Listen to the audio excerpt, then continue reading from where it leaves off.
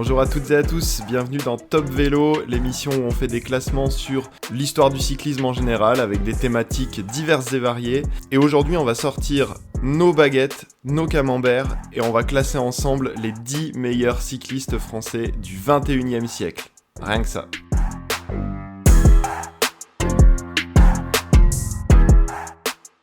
Alors évidemment, petit disclaimer avant de commencer, ce top 10 n'engage que moi, n'est certainement pas la vérité absolue et est surtout une base pour un débat intéressant et constructif. Voilà, donc appréciez ce top 10 pour ce qu'il est, juste mon avis personnel, il n'a aucune valeur d'autorité et je prétends pas avoir le savoir universel sur ce que je raconte.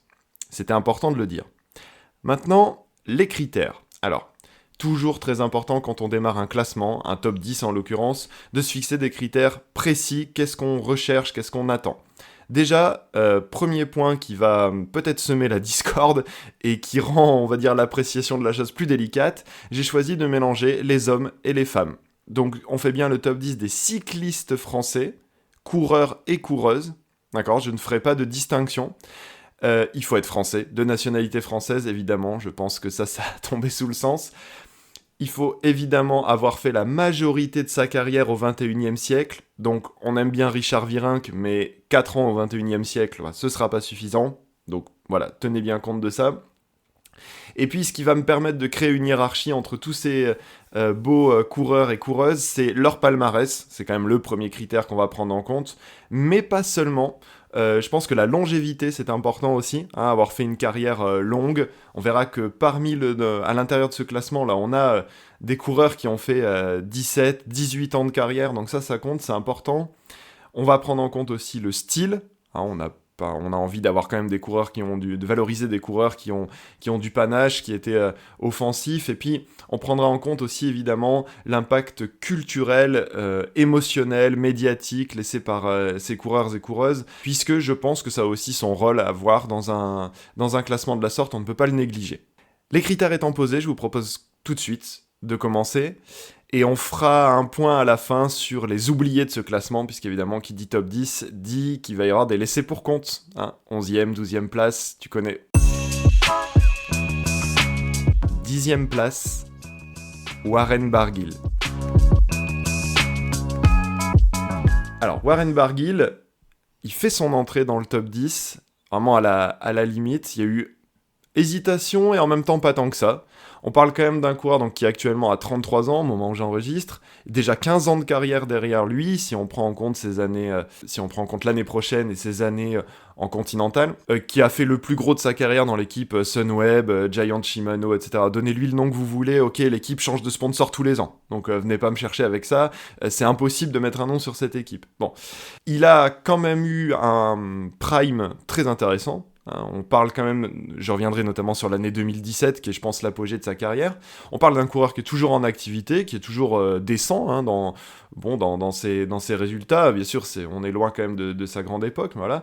Grimpeur breton, donc, style offensif, habitué des longues échappées, on va dire, qui s'est distingué comme étant le chouchou du public, notamment sur le Tour de France, avec son surnom de Wawa, les drapeaux bretons, donc voilà, il y a eu quand même beaucoup d'engouement autour de ce coureur. Et moi, ce qui me le fait rentrer dans mon top 10, c'est clairement pas son nombre de victoires en carrière, on va commencer tout de suite par le bémol, 8 victoires seulement. Donc clairement, derrière lui, il y a des coureurs qui ont eu beaucoup plus de succès, des sprinters notamment, mais voilà, je pense que c'était important de valoriser le fait que les victoires qu'il a eues sont toutes extrêmement marquantes. C'est pas des victoires qui sont faites dans l'anonymat. Au contraire, je pense que la victoire qui le caractérise le plus, c'est le Tour 2017, vraiment son apogée.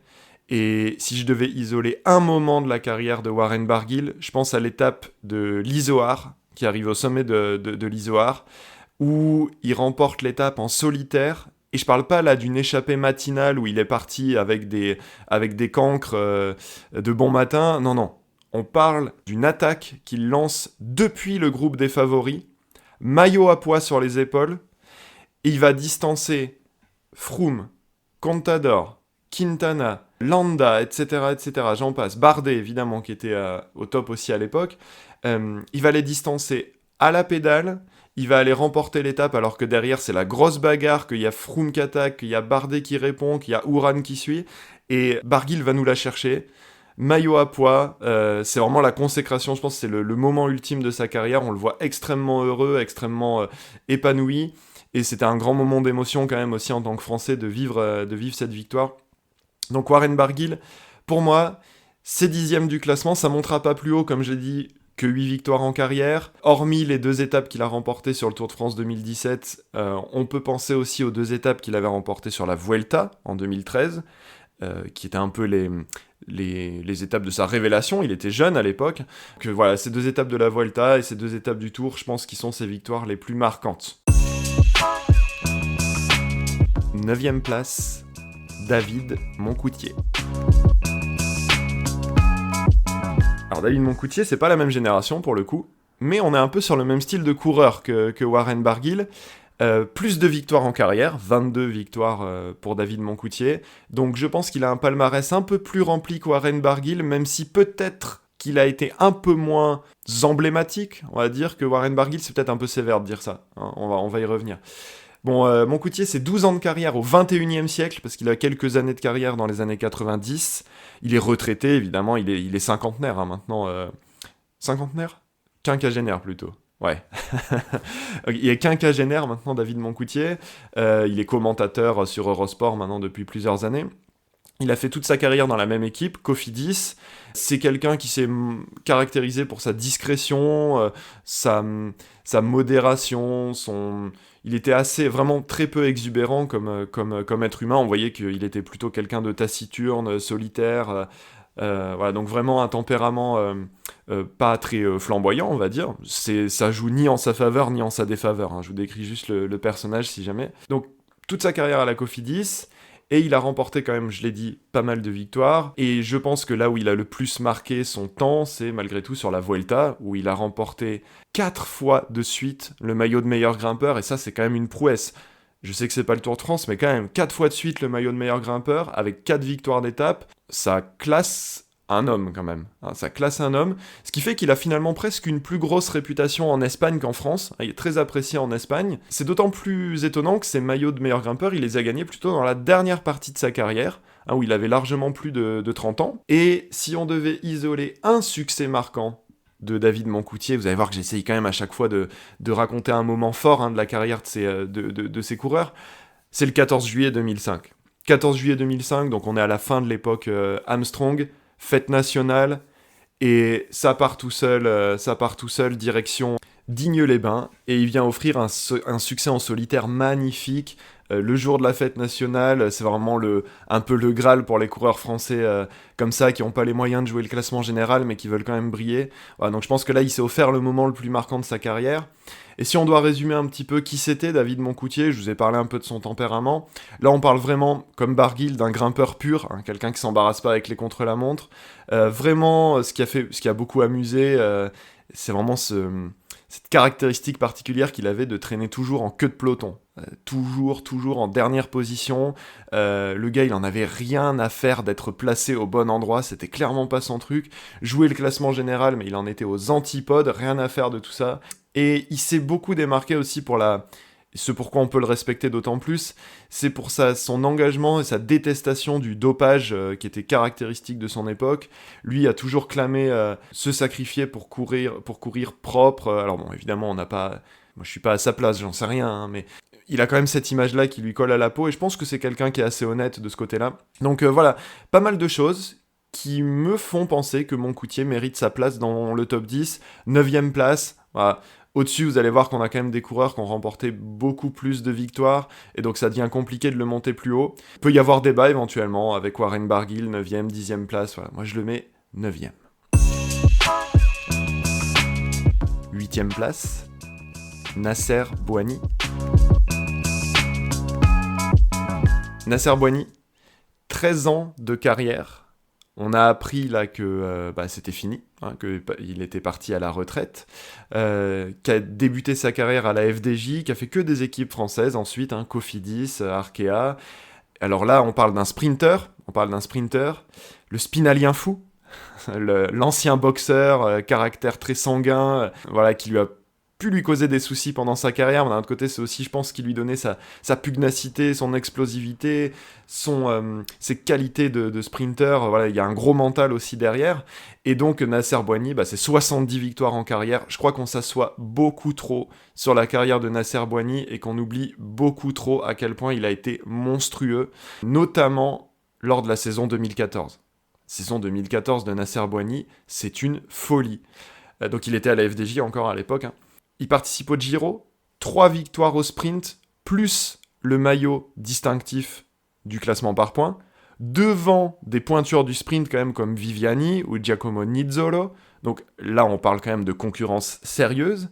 Et il va, à la fin de la saison 2014, aller nous gagner aussi 2 étapes supplémentaires sur la Vuelta. Donc là, on parle quand même d'une saison extrêmement réussie. Alors, évidemment, sa carrière ne se résume pas à la saison 2014, mais je voulais commencer par là, parce que c'est quand même vraiment monstrueux ce qu'il a proposé cette année-là. Sur ses 70 victoires en carrière, il y a également 3 étapes du Dauphiné, 3 étapes de Paris-Nice, 3 étapes du Tour de Catalogne, un championnat de France, pour les succès les plus marquants. Je trouve que là, on a quand même un coureur qui s'est vraiment démarqué pendant sa carrière. En plus, si on parle d'impact culturel, etc., là on parle de sa rivalité avec Arnaud Démare, qui est incroyable. On parle de 2 coureurs qui ont commencé dans la même équipe, même génération. L'un, Arnaud Démare, qui est favorisé, entre guillemets, par Marc Madiot, le manager, ce qui pousse Nasser Bouhanni vers la sortie. Il doit changer d'équipe.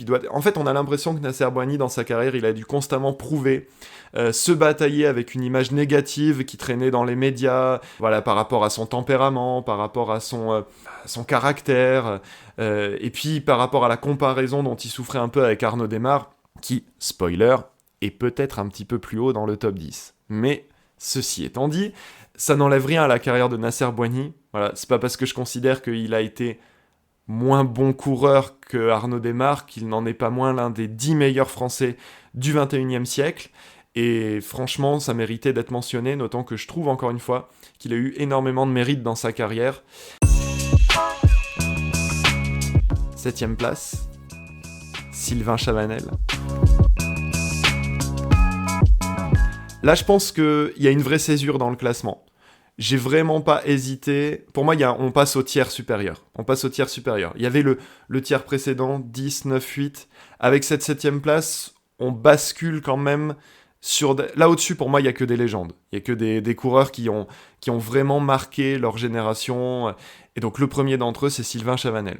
Ça va peut-être faire débat. Peut-être que certains d'entre vous le mettraient plus haut. Moi, j'arrive pas à le mettre plus haut que ceux dont je vais parler après. Mais on parle quand même d'un monstre sacré du cyclisme français.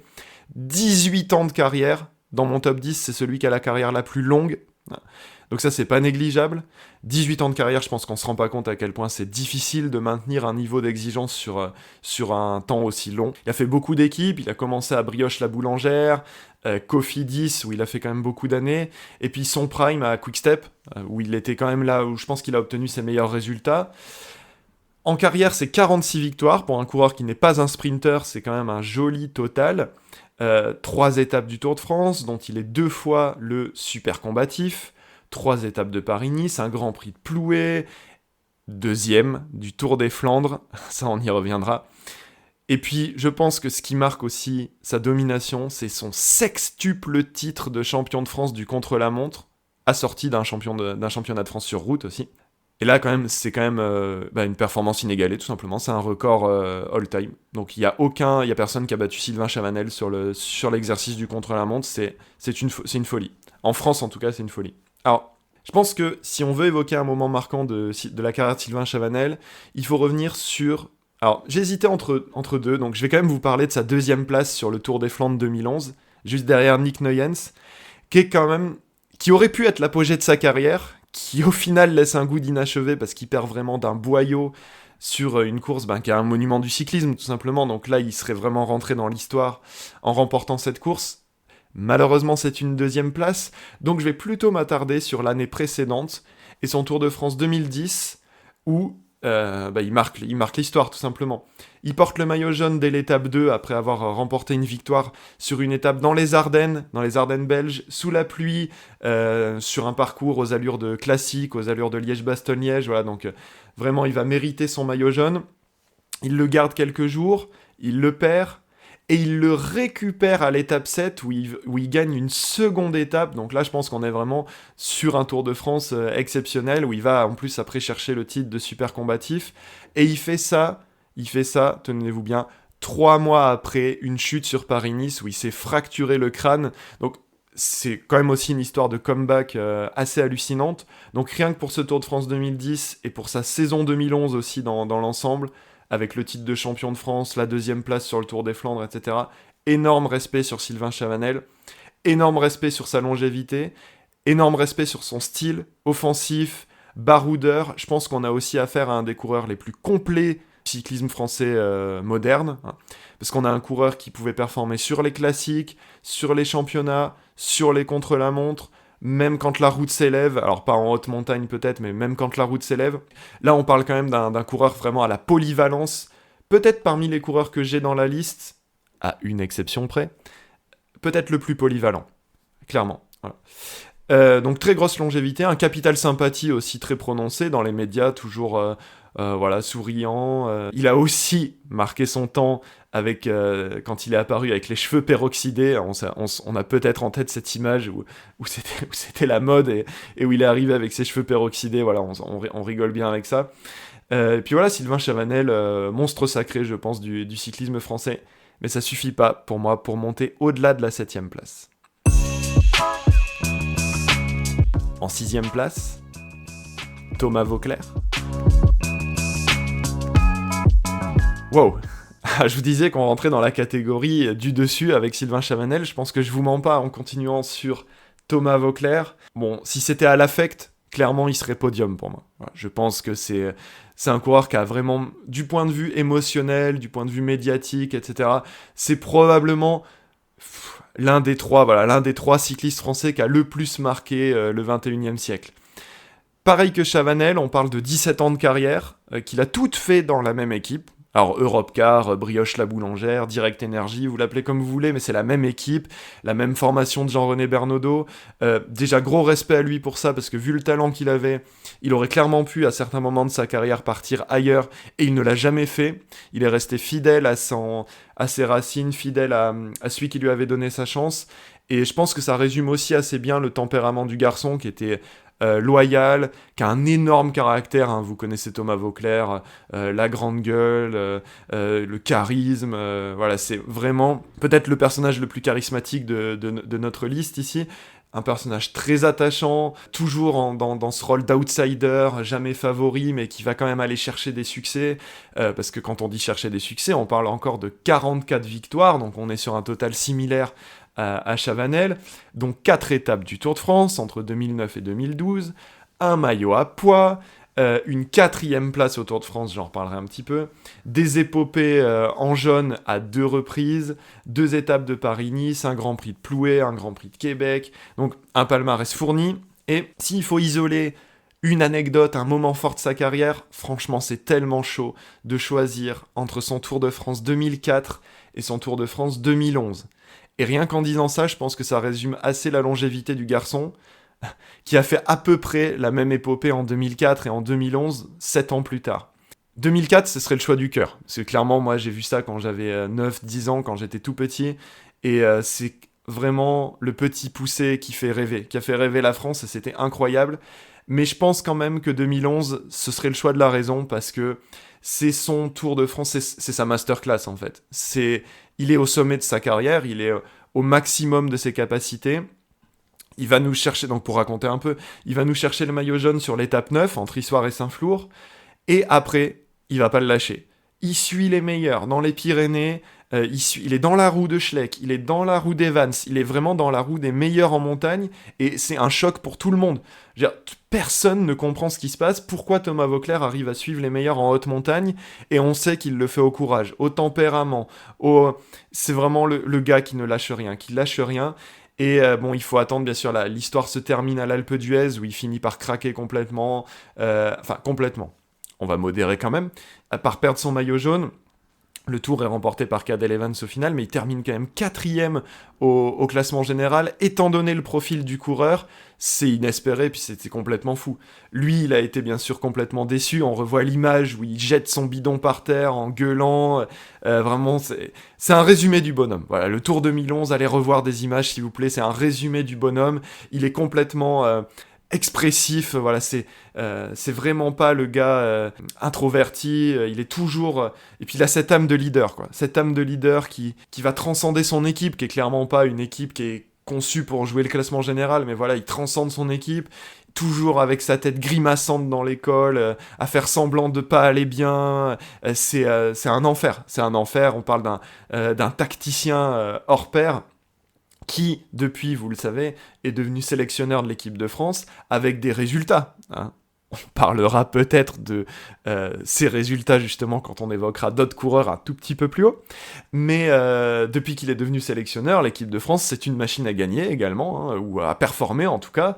Je vais pas faire son palmarès, parce que le propos est surtout d'évoquer le parcours en tant que coureur, donc je le fais pas peser dans la balance, parce que si je le faisais peser dans la balance, je pense qu'il gagne quelques places dans le classement quand même, voilà, également. Mais je pense que ça, son positionnement en tant que sélectionneur révèle aussi sa qualité et son sens tactique, qui en tant que coureur était déjà très affûté. Voilà, donc pour moi Thomas Voeckler, malheureusement ça va pas plus haut, c'est 6ème.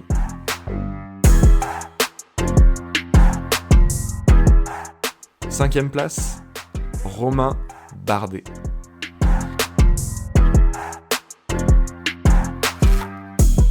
Waouh, Romain Bardet, fraîchement retraité cette saison, juste après le Dauphiné. On sentait que voilà, c'était la saison où il avait vraiment envie de s'arrêter là. Mais là aussi, on parle alors d'une carrière un tout petit peu plus courte, 13 ans de carrière, il s'est arrêté plus tôt avant ceux dont on a parlé précédemment. Il s'est arrêté quand même malgré tout aussi à un niveau qui était toujours excellent. Si on se souvient bien, en 2024, il est encore à top niveau. C'est peut-être une de ses meilleures saisons en carrière, où il fait 2ème de Liège-Bastogne-Liège, et où il va chercher une victoire d'étape sur le Tour, avec maillot jaune. Donc, il vient de prendre sa retraite, mais il a été performant tout du long de sa carrière. Hein. Donc peut-être qu'il avait encore sous le pied des années de carrière. D'ailleurs, on voit là, il va continuer en gravel, donc clairement, c'est un coureur qui, a priori, a encore du jus. Bon. Toujours est-il, il s'est arrêté. Romain Bardet, à partir de là, à partir du top 5, je pense qu'on entre dans la catégorie des coureurs qui peuvent se targuer d'avoir été... Bardet, peut-être pas. Peut-être qu'on peut réserver ça pour les 4, 3, 2 et 1. Mais on commence à s'approcher de coureurs qui peuvent prétendre avoir été les meilleurs dans ce qu'ils font. Alors Bardet, il est toujours tombé sur 1 ou 2 coureurs qui étaient meilleurs que lui. Voilà, Chris Froome, Nibali, des gars comme ça. Bon, ça arrive. Voilà. Donc je peux pas prétendre qu'il a été le meilleur dans ce qu'il faisait. Mais il a été vraiment un des tout meilleurs grimpeurs du peloton, a commencé sa carrière à AG2R, c'est là où il fait les plus belles années de sa carrière, et puis il a fini dans l'équipe DSM, Picnic, avec des bons résultats, de très bons résultats comme je mentionnais. Malgré tout, c'est seulement 11 victoires en carrière. Alors vous allez me dire, 5ème, 11 victoires, waouh les gars, les filles, quelle victoire! 11 victoires, dont 4 étapes du Tour de France, réparties entre 2015 et 2024, un maillot à pois, une 2e place au classement général du Tour de France, une étape de la Vuelta, et j'en passe. Romain Bardet, c'est un grimpeur de très très haut niveau, je pense qu'on a un peu oublié à quel point dans son prime, il était vraiment au même niveau que des Chris Froome, je pense à 2016 notamment, vraiment au même niveau, il y a quasiment pas d'écart entre les deux, hein, c'est fou. Ce qui va le différencier, c'est malheureusement que ça a toujours été une bille en contre-la-montre, et ça... Ben, je pense qu'il y peut rien, tout simplement. Le gars fait 50 kilos, quoi. C'est un fil de fer. Ça fait partie de son style aussi. Voilà, c'est ce qui l'aide en montagne. Il est tout maigre. Et donc, quand il attaque, il est explosif. Il a ce panache. Il a ce côté je voltige parce que je suis tout léger. Voilà, donc son gabarit fait sa force. Ça fait aussi sa faiblesse. Voilà, je pense que c'est comme ça. Au niveau du tempérament, on peut dire que c'est un garçon plutôt timide, réservé, qui s'épanche pas dans les médias, qui est très pudique, qui a beaucoup été médiatisé, et je sais pas s'il l'a très bien vécu, j'ai l'impression que c'est quelqu'un qui aime plutôt la discrétion et le calme, sa famille, sa région natale, etc. Et donc voilà, donc on a notre Auvergnat là, qui, si on doit isoler un moment important de sa carrière, le Graal, ben, je pense que c'est le Tour de France 2016 dont je parlais précédemment, l'étape 19 qui arrive à Saint-Gervais-Mont-Blanc. Au début de l'étape, c'est une masterclass. Au début de l'étape, il est 5e au classement général. D'accord ? Il attaque dans la descente de la montée de Bizane. Donc, le gars attaque dans une descente mouillée avec Michael Cherel. Il le dit à l'arrivée, c'était pas du tout prévu, c'était pas du tout un coup tactique prévu à l'avance. Il le dit, c'était du vélo d'instinct, c'était sans calcul. Ça rend la victoire d'autant plus belle. Parce que victoire il y a, bien sûr. Il attaque dans la descente. Derrière, tout le monde tombe. Personne n'est capable de tenir sur son vélo. Même Chris Froome tombe. Même Chris Froome va à terre. Et Bardet, lui, c'est un virtuose de la descente. C'est peut-être, avec Nibali, l'un des meilleurs descendeurs du peloton à son époque. Il s'échappe dans la descente. Il fait la montée finale à fond. Et à l'arrivée, victoire. Et il gagne 3 places au général pour finir 2e. Et pour arracher un 2e podium du Tour de France dans sa carrière. Donc, quand même, si on résume, des victoires aussi marquantes que celle-ci, 2 fois podium du Tour de France, un maillot de meilleur grimpeur, c'est bon, c'est top 5. C'est top 5, on peut pas faire mieux. On peut pas faire mieux, c'est top 5. 4e place, Thibaut Pinot. Thibaut Pinot, il est pas sur le podium ? Non, je suis dégoûté en vrai. J'ai pas réussi à le mettre sur le podium. Franchement, même si je force, je pense que ça passe pas. Je pense que ça passe pas. Je suis clairement... je vais pas dire que je suis son fan numéro 1, parce qu'il y a tellement de fans de Thibaut Pinot que peut-être que j'exagérerais. Mais évidemment, je suis un fan absolu. Je pense que c'est peut-être mon cycliste préféré que j'ai vu courir, en tout cas. Voilà, c'est tellement d'émotions, Thibaut Pinot. 13 ans de carrière, comme Bardet, c'est exactement la même génération.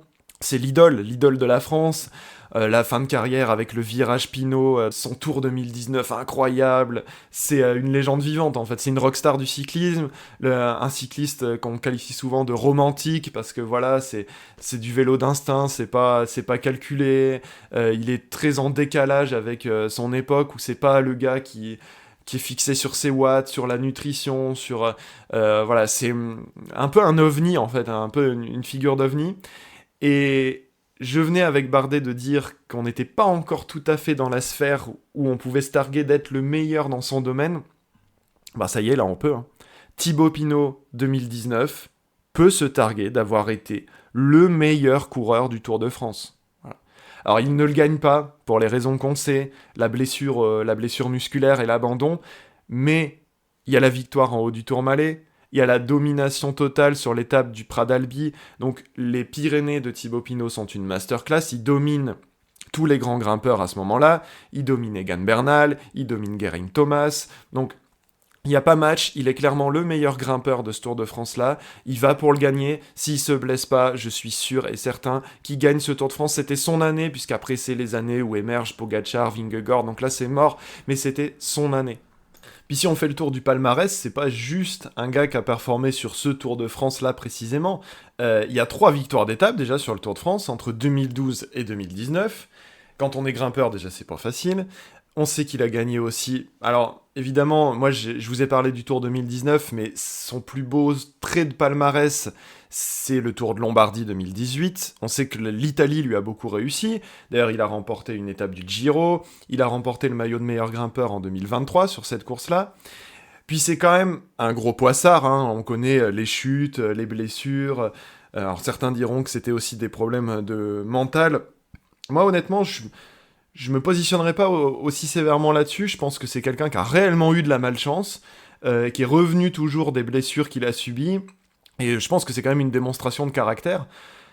Et quand je dis poissard, il a quand même fait 6 fois 2e de différentes étapes du Tour de France. Donc là aussi, voilà, c'est pas évident. Et pour dire aussi que c'est quand même un coureur complet, plus complet pour moi que Romain Bardet, et c'est aussi pour ça que je le mets un cran au-dessus, c'est qu'il a été champion de France du chrono. Et donc là, on voit que c'était pas du tout un coureur ridicule dans l'exercice solitaire. Ce qui fait que pour moi, voilà, légèrement au-dessus de Romain Bardet dans ce classement. Évidemment, c'est aussi parce qu'il y a un impact culturel qui est énorme, avec tout l'engouement populaire que j'ai raconté autour de lui, qui est complètement mérité d'ailleurs. Et depuis, voilà, Thibaut Pinot qui est retourné dans sa ferme, avec ses chèvres et tout, c'est un personnage. Voilà, c'est un personnage presque qui rappelle les coureurs qui sortaient de leur campagne à l'ancienne, comme Poulidor, etc. Donc c'est vraiment un ovni, et malheureusement, ça monte pas plus haut que la 4e place, parce que maintenant on va rentrer sur le podium. 3e place, Arnaud Démare. Arnaud Démare, donc, qui est toujours en activité, si jamais vous le saviez pas, parce que là, la fin de carrière est un peu délicate. En même temps, quand on est un sprinter à 35 ans, généralement, ça commence à devenir compliqué, sauf si on s'appelle Mark Cavendish. Donc, Arnaud Démare, c'est 16 ans de carrière, principalement à la FDJ. Alors, la fin de carrière à la FDJ a été extrêmement mal gérée, et on peut être que déçu que ça se soit terminé comme ça. Depuis quelques années, il a filé à la Arkea, où on peut pas dire que on peut pas dire que ses résultats soient excellents là-bas, mais bon, en même temps, il est plus âgé. Arnaud Démare, au 21e siècle, il n'y a aucun coureur français qui a gagné plus que lui. Et je pense que c'est la raison principale pour laquelle il est sur mon podium, et que c'est pas Thibaut Pinot ou que c'est pas Romain Bardet, parce que 97 victoires, c'est monstrueux en fait. 97 victoires, je sais pas si on se rend compte, mais on est dans les plus hautes sphères possibles en termes de ce qui s'est fait comme sprinter sur cette génération-là.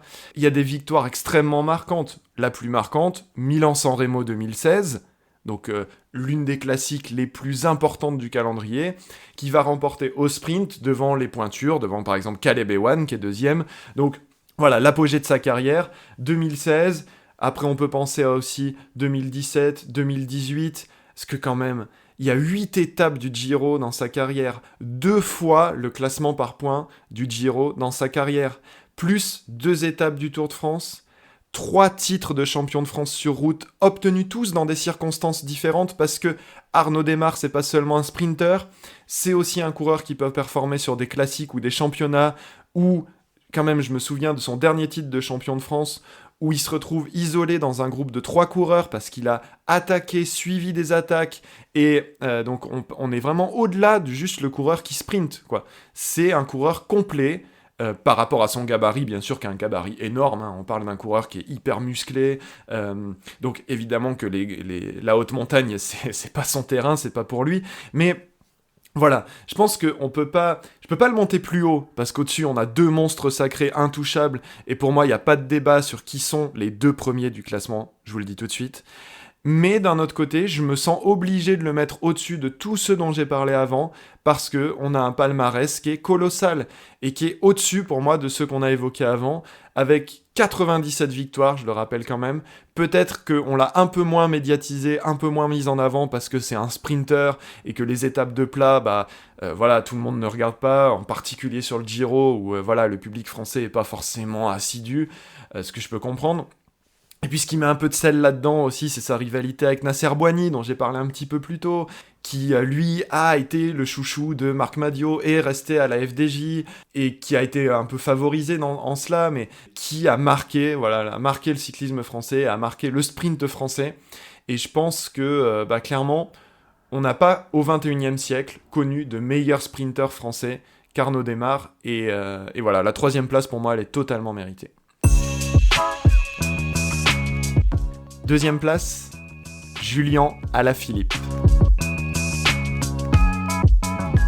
Comment ça, Alaphilippe, il est pas premier ?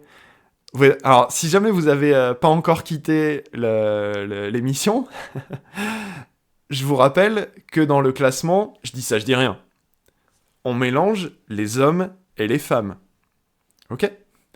Donc, Julien Alaphilippe, évidemment, il y a un réel débat. Et j'ai hésité moi-même un peu jusqu'à la dernière minute. Est-ce que Julien Alaphilippe, c'est numéro 1 ou c'est numéro 2 ? Je reviendrai plutôt sur ce débat-là quand j'en serai au numéro 1, mais sachez quand même que j'ai douté très fort. Je doutais très fort parce que c'est difficile parfois de pondérer la concurrence dans le cyclisme féminin, la concurrence dans le cyclisme masculin, les différences de parcours et tout. Je sais que c'est compliqué à pondérer, mais j'ai essayé de traiter vraiment à égalité. Et donc dans cette optique-là, Julien Alaphilippe est deuxième de mon classement, mais c'est le premier homme, donc on peut dire que c'est le meilleur coureur français du classement, ok, mais pas le meilleur français tout court. Voilà. Donc Alaphilippe toujours en activité. J'allais dire en pré-retraite du côté de la Tudor, mais c'est un peu méchant parce que on l'a vu cette année renaître un peu de ses cendres, aller chercher le Grand Prix de Québec là, à la fin de l'année 2025. Donc il en a encore dans les jambes, Julien. Donc il a 33 ans, Julien, 12 ans de carrière derrière lui, 45 victoires, et puis un palmarès monstrueux, et surtout une domination totale des saisons 2020 et 2021, avec 2 titres consécutifs de champion du monde. Ça, je sais pas si on se rend compte à quel point c'est une folie, mais voilà, 2 titres de champion du monde, devant les tout meilleurs, devant Wout van Aert, devant Dylan van Baarle pour son deuxième dans les Flandres. Donc le premier à Imola en 2020, le deuxième dans les Flandres en 2021. Imola avec cette image iconique où on a l'hélico qui le suit sur le long de la colline, là, puis quand il arrive sur le circuit en solitaire, merveilleux. Les Flandres, l'engouement populaire, les gens qui crient, qui poussent pour les Belges qui sont en perdition, et Alaphilippe qui dynamite la course. C'est fantastique de gagner 2 fois de suite des titres de champion du monde en solitaire. C'est une domination totale. Saison 2020-2021, c'est une masterclass. Donc Julien Alaphilippe, je sais pas si j'ai besoin de le présenter, mais évidemment c'est un puncher, un coureur de classique, de championnat, au style hyper actif, toujours en train de se dandiner sur son vélo, parfois pas très attentif à ce qui se passe, c'est peut-être un de ses points faibles, mais voilà, très offensif, beaucoup de panache, beaucoup de caractère dans sa façon de courir, et puis surtout voilà des jambes de feu, une explosivité qui fait lever les foules. Une explosivité qui s'est vue à 3 reprises sur la Flèche Wallonne, qu'il a remportée donc à 3 fois consécutives, 6 étapes remportées sur le Tour de France au cours de son prime, donc entre 2018 et 2021. Un autre monument à son palmarès, c'est Milan-San Remo, qu'il a remporté en 2019. Je reviens sur le Tour de France, maillot de meilleur grimpeur, 4 étapes du Tour du Pays Basque, 3 étapes de Tirreno, la Classica San Sebastian, l'Estrade Bianche, donc 45 victoires et surtout énormément de victoires de prestige. Et on parlait du Tour de France 2019 pour Thibaut Pinot, on peut quand même faire une petite dédicace à Julien Alaphilippe dans ce tour-là, puisque il a porté le maillot jaune une grande partie de ce tour, il était clairement au max de ses capacités, où il va gagner des contre-la-montre et tout, c'était de la folie. Donc clairement, il y a un prime d'Alaphilippe 2018-2021, où il était intouchable, il a eu le vélo d'or, numéro 1 mondial, etc. Donc on peut se targuer pendant 3-4 ans, avoir eu le meilleur coureur du monde, et ça, c'est... Voilà. Si vous allez me dire c'est deuxième, vous allez me dire c'est premier, je m'en fiche, mais c'est quand même... c'est une légende, tout simplement. Première place, Pauline Ferrand-Prévot. Et ouais. Bah ouais, alors il n'y a pas d'autres femmes dans le classement, j'y reviendrai parce qu'après je vais parler un petit peu des oubliés du classement, et donc j'ai essayé de pondérer un petit peu. Voilà. Pourquoi, et je me suis posé la question, pourquoi Pauline Ferrand-Prévot serait pas numéro 1 ? Parce qu'à la base, je l'avais mis deuxième. Je me suis dit, non mais quand même, Alaphilippe, quand même, le gars 2 fois champion du monde, etc. Ouais. Pauline Ferrand-Prévot, je pense qu'on se rend pas compte à quel point c'est un monstre. C'est un monstre. Alors, elle est toujours en activité, vous le savez, elle est plus que jamais en activité, même j'allais dire, puisqu'à 33 ans, elle vient de remporter le Tour de France. Donc, elle est encore au sommet de ses capacités, elle est encore au sommet de sa carrière, donc le critère de longévité, il est là. Il est d'autant plus coché, ce critère de longévité, que son titre de champion du monde sur route date de 2014, il y a 11 ans, et que 11 ans plus tard, elle est encore capable, la même saison, de remporter Paris-Roubaix, et le Tour de France. Je sais pas si on se rend compte de la folie que c'est, mais je veux dire, on est sur un niveau de performance que, je sais pas, on peut la comparer à Pogacar. Il y a que Pogacar qui tient la comparaison. Donc pour moi, de par notamment sa saison 2025, et je dis pas ça parce que je vis dans le présent, je dis parce que c'est une saison tout simplement historique, on peut pas la mettre autre part qu'à la première place. Et on va pas résumer sa carrière à la saison 2025, parce que elle a fait 13 ans de carrière. On rappelle quand même qu'elle a arrêté la route entre 2020 et 2025. Et dans mon classement, vous savez quoi ? Je prends même pas en compte la période VTT. Parce que si on prend en compte la période VTT, en fait, il y a même plus match. Championne olympique en 2024, plusieurs fois championne du monde, Ça a été la meilleure de sa discipline, elle a dominé le VTT, elle a dominé la route, elle domine le VTT, et elle revient sur route, qu'est-ce qu'elle fait? Surprise, elle domine. À un moment donné, quand tu domines dans toutes les catégories sur une période de 11 ans, bah tu peux pas être ailleurs qu'à la première place du podium, tout simplement. Alors, je vais isoler un moment marquant quand même de sa carrière, et je vais pas faire marcher beaucoup votre mémoire, parce que je vais revenir au Tour de France 2025 de cette année, où elle fait une démonstration totale dans le col de la Madeleine, elle claque 1,45 d'avance sur Sarah Gigante, 3 minutes sur Demi Vollering, qui est perçue comme la meilleure. Hein. Donc clairement, il n'y avait pas match, elle a vraiment humilié tout le monde. Consécration le lendemain avec la 2e victoire d'étape à Châtel, et puis une domination totale au classement général. Et voilà, une Française qui gagne le Tour de France, une Française qui gagne Paris-Roubaix, les championnats du monde, la Flèche Wallonne, tous les titres en VTT, c'est tout simplement un monstre à tout faire, la polyvalence à l'état pur, elle sait tout faire, il n'y a aucun domaine où on peut dire qu'elle a une faiblesse, elle n'a aucune faiblesse. Tous les coureurs dont on a parlé avant sont des spécialistes de quelque chose, mis à part peut-être, Sylvain Chavanel. Les autres sont tous des spécialistes, t'en as aucun dans le tas qui peut se targuer, comme pourrait le faire Pogačar par exemple, d'être bon partout.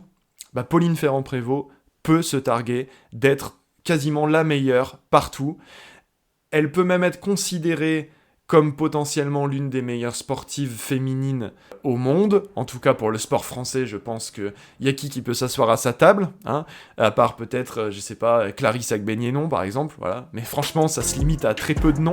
Donc voilà, quand on peut même se targuer d'avoir ce titre-là, et d'être un modèle d'inspiration, de faire rêver les jeunes filles, notamment, de les inciter à faire du vélo, etc. Quand on est une machine à gagner comme ça, on est numéro 1, et puis c'est tout.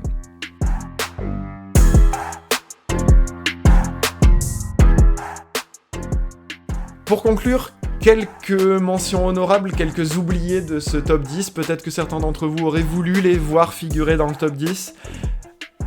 Je dirais pas que j'ai hésité, honnêtement. Pour moi, Warren Barguil était assez au-dessus de tous les noms que je vais évoquer ici.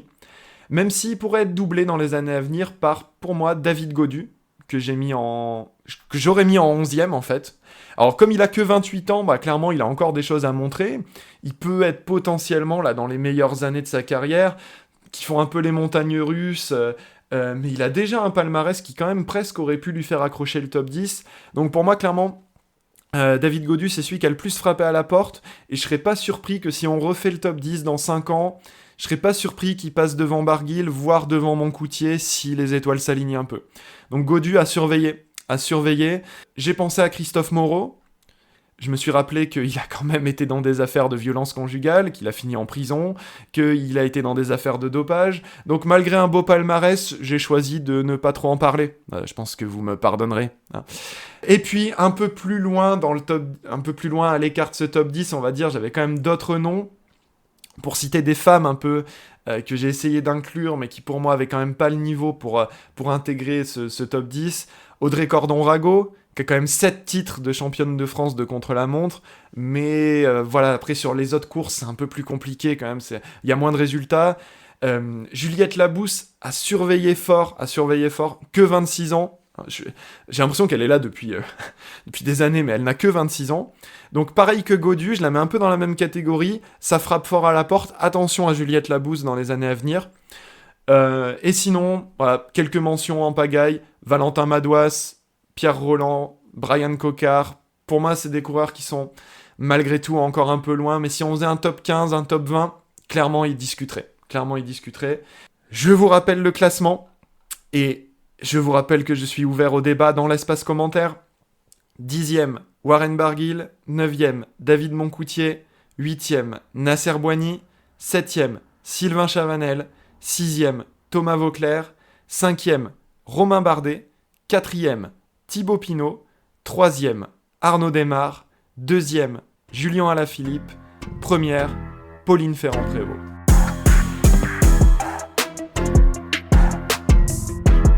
Venez me chercher. venez me chercher dans les commentaires, venez me dire un petit peu qu'est-ce que vous en pensez. Si vous mettez Thibaut Pinot en 1, bah écoutez, je valide, voilà, je valide, mais je ne peux pas le faire dans un souci d'objectivité. Donc évidemment, venez balancer vos meilleures réactions dans les commentaires, et la prochaine fois, on fera ensemble, tenez-vous bien, le top des meilleures rivalités de l'histoire. Donc, va y avoir du sport, et surtout, va y avoir beaucoup de débats, beaucoup de discussions. Je vous dis à la prochaine dans Top Vélo.